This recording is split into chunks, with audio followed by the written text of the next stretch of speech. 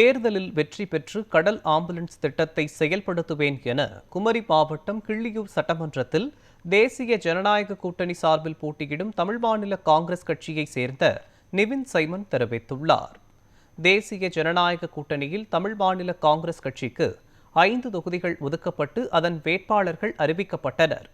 இதில் குமரி மாவட்டத்தில் தமிழ் மாநில காங்கிரஸ் கட்சியைச் சேர்ந்த மருத்துவர் நிவின் சைமன் வேட்பாளராக அக்கட்சியின் தலைவர் ஜி.கே. வாசன் அறிவித்தார்.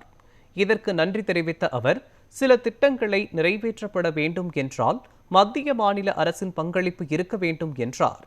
தற்போதைய மாநில அரசு மத்திய அரசுடன் ஒரு இணக்கமான சூழல் இல்லாத காரணத்தினால்தான் இந்த திட்டங்கள் அமல்படுத்துவதில் சிக்கல் நீடித்து வருகிறது.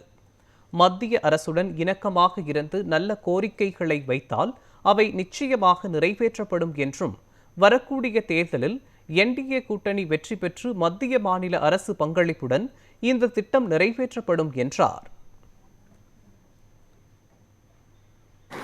வாக்குறுதிகள்னு சொன்னால் ஆக்சுவலாக நான் எனக்கு ஒரு பெரிய ட்ரீமான ஒரு வாக்குறுதி அப்படின்னு பார்த்தாச்சுன்னா, அப்பா என்னுடைய தந்தை எஸ் ஜான் ஜேக்கப் 2006லேருந்து 2016 வரை கிள்ளியூர் சட்டமன்ற உறுப்பினராக இருந்திருக்காரு. ஸோ அவருடைய அந்த ஒரு 10 வருட காலத்தில் பார்த்தாச்சுன்னா, அவர் மேக்சிமம் அவர் என்னெல்லாம் நினச்சாரோ எல்லாமே பண்ணார். ஆனால் ஒன்றை தவிர, அந்த ஒன்று என்னன்னு பார்த்தாச்சுன்னா கடல் ஆம்புலன்ஸ்.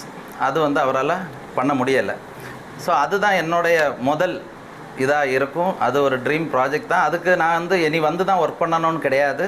அதுக்காக நான் ஒரு வருஷமாக நான் ஸ்டெப் எடுத்து, ஸோ அதுக்காக நல்ல பல விஷயங்களை நான் பண்ணி முடிச்சிருக்கிறேன்.